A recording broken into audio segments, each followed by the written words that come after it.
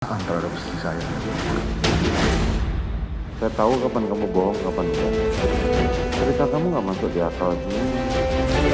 Kalian karena buta dan tertuli, makanya saudara tidak mendengar dan tidak melihat.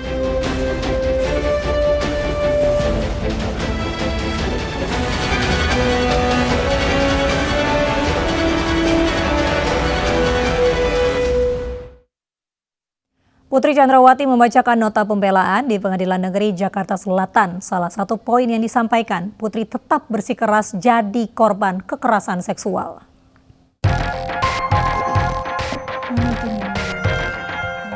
Terdakwa Putri Chandrawati kembali menangis berlinang air mata di persidangan kali ini. Putri menangis saat membacakan nota pembelaan dan pledoinya. Terdakwa Putri juga minta dibebaskan dari jeratan hukum. Istri Ferdy Sambo itu mengatakan dirinya tak bersalah dan tak terlibat dalam rencana pembunuhan ajudan suaminya tersebut. Putri juga tetap bersikeras menjadi korban kekerasan seksual. Dari balik jeruji di rumah tahanan Kejaksaan Agung, dengan tertatih-tatih mengumpulkan energi yang tersisa, saya tuliskan sebuah surat untuk siapapun yang mau membaca dan mendengarkan dengan hati. Sebuah nota pembelaan dari seorang perempuan yang disakiti dan dihujam jutaan tuduhan, stigma, fitnah atas apa yang tidak pernah dilakukan. Sebuah nota pembelaan seorang ibu yang dipisahkan paksa dari anak-anaknya hanya dengan dasar tuduhan yang rapuh dan mengada-ngada.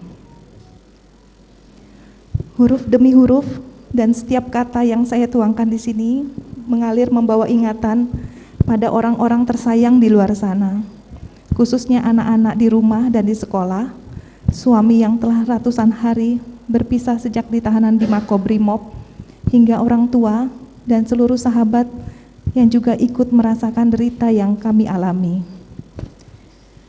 Namun lebih dari itu, coretan pena di lembar kertas putih ini berulang kali saya rasakan seperti irisan luka yang disobek paksa kembali dan seperti pisau yang disayatkan lagi pada perih luka yang belum pernah sembuh hingga saat ini. Berkali-kali, yaitu ketika saya harus menjelaskan apa yang terjadi pada sore hari di rumah kami di Magelang, 7 Juli 2022 lalu.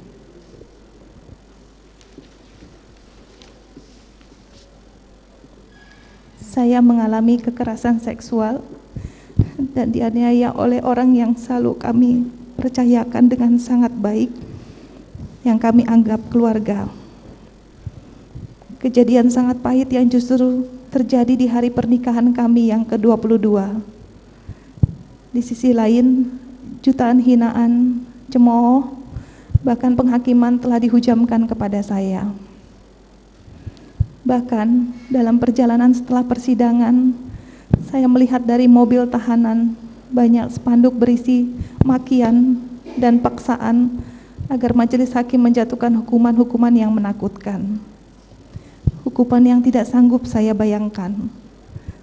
Tidak sedikit pun pernah terpikirkan peristiwa memalukan ini terjadi merenggut paksa kebahagiaan kami.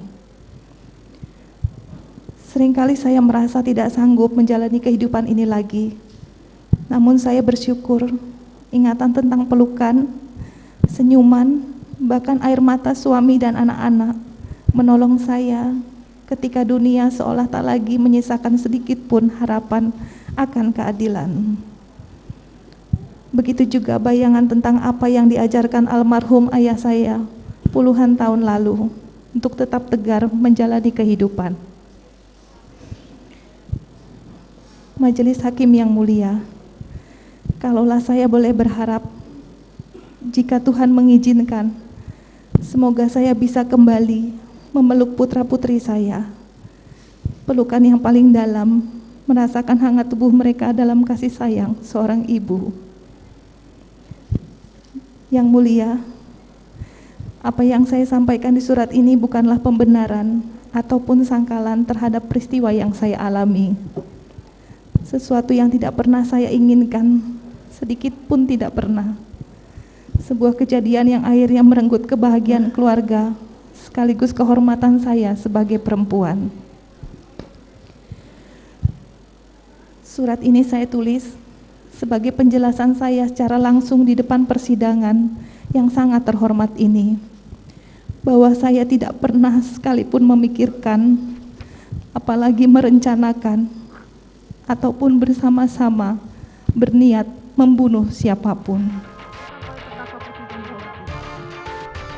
Pekan lalu, jaksa penuntut umum menuntut Putri selama 8 tahun penjara.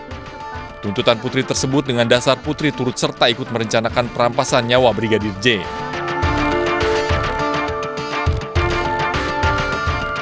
Richard Eliezer jalani sidang pembacaan nota pembelaan di Pengadilan Negeri Jakarta Selatan. Dalam pledoinya, Eliezer mengaku hanya dijadikan alat untuk melakukan tindak pidana oleh Sambo.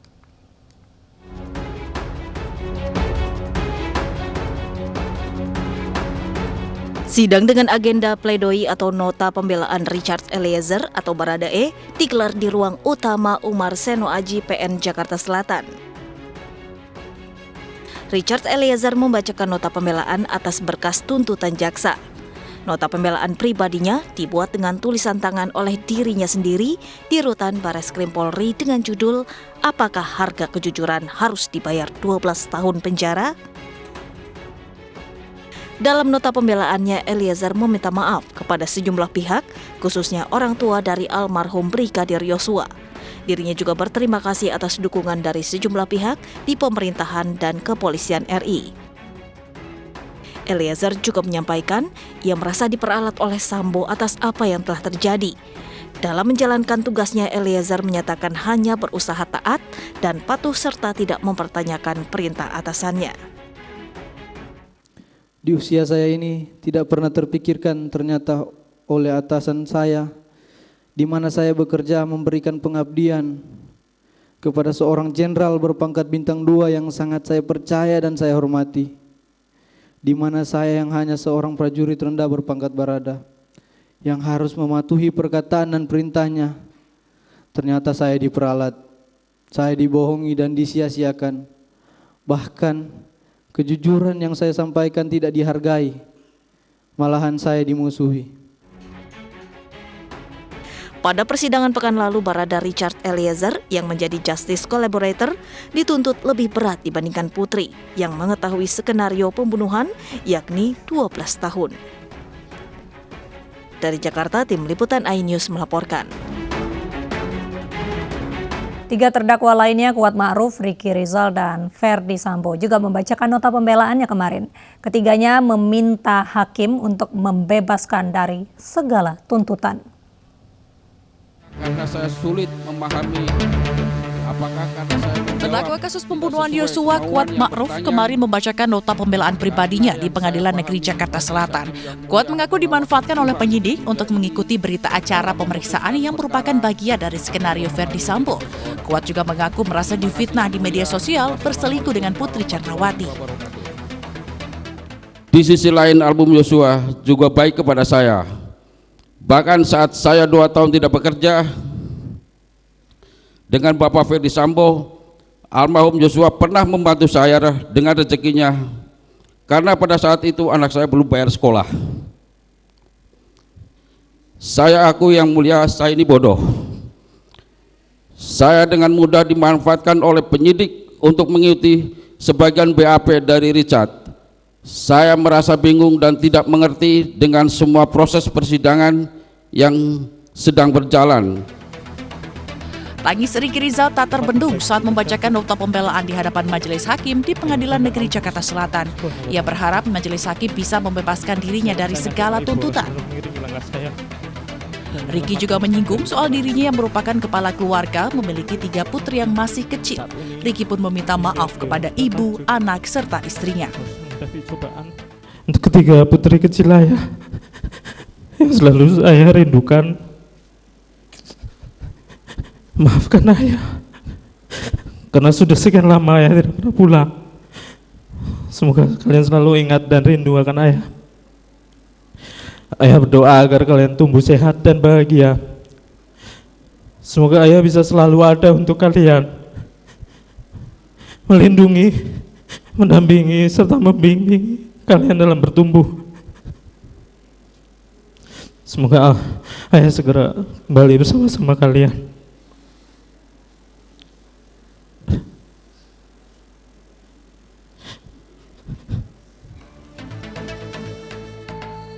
Sementara terdakwa Ferdi Sambo membacakan nota pembelaan berjudul Setitik Harapan dalam Ruang Sesak Pengadilan.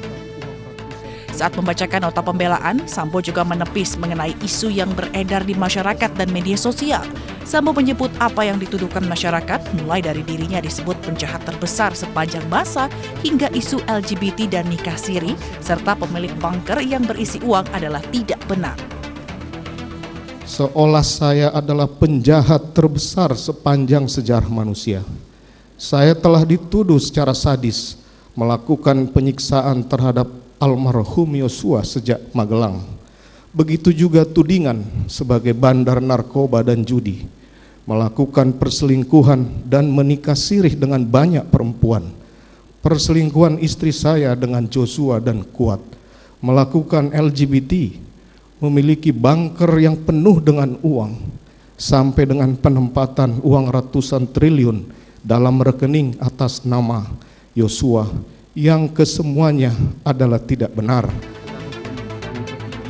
Sebelumnya jaksa menuntut Ferdi Sambo dengan hukuman seumur hidup. Jaksa menyatakan tidak ada hal yang meringankan hukuman Sambo. Dari Jakarta, Tim Liputan iNews melaporkan.